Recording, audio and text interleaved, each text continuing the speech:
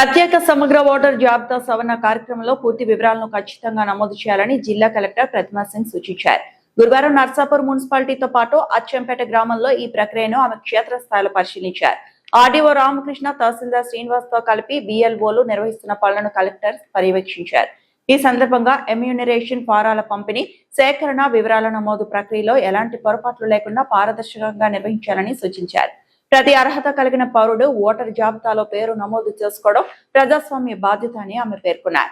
18 ఏళ్లు నిండిన ప్రతి యువతి యువకుడు తప్పనిసరిగా ఓటర్గా నమోదు కావాలని సూచించారు. చిరునామా మార్పులు, పేరు సవరణలు వంటి వివరాల కోసం ఈ అవకాశాన్ని సద్వినియోగం చేసుకోవాలని కలెక్టర్ ప్రతిమా సింగ్ పిలుపునిచ్చారు.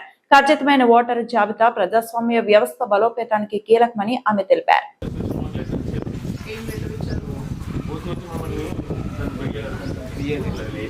అందరికీ నమస్కారం. ఈరోజు 25 నాడు రోజు మా తెలంగాణ రాష్ట్రంలో ఇది SIR process special intensive revision start అయింది.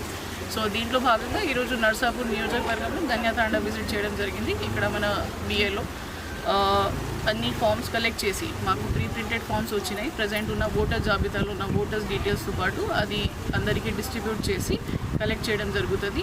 సో ఈ ఎస్ఐఆర్ అనేది చాలా ఇంపార్టెంట్ ప్రాసెస్. మా బిఏలతో పాటు ప్రతి పొలిటికల్ పార్టీ తరఫు నుంచి ఒకటే బిఎల్ఏ నియమించడం జరిగింది.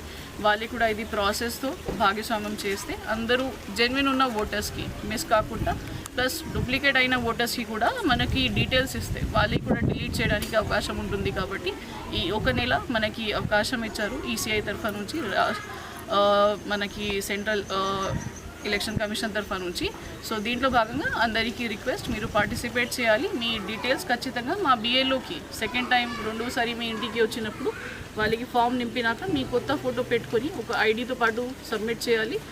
ఒకవేళ మీరు మిస్ అయినా ఉంటే థర్డ్ విజిట్లో కూడా బిఏలోకి ఇవ్వాలి. ఒకవేళ మీరు ఊర్లో లేకుండా ఉంటే, మీ ఇంట్లో లేకుండా ఉంటే మీరు ఆన్లైన్ కూడా దీనికి ఎన్యూమరేట్ చేసుకోవచ్చు. మీ ఎన్యూమరేషన్ ఫామ్ ఫిల్ చేసిన తర్వాత బిఏలో యాప్లో కనిపిస్తుంది.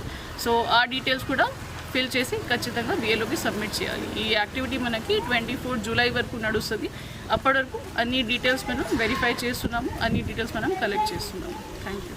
మరిన్ని అప్డేట్స్ కోసం మా ఛానల్ని సబ్స్క్రైబ్ చేయండి.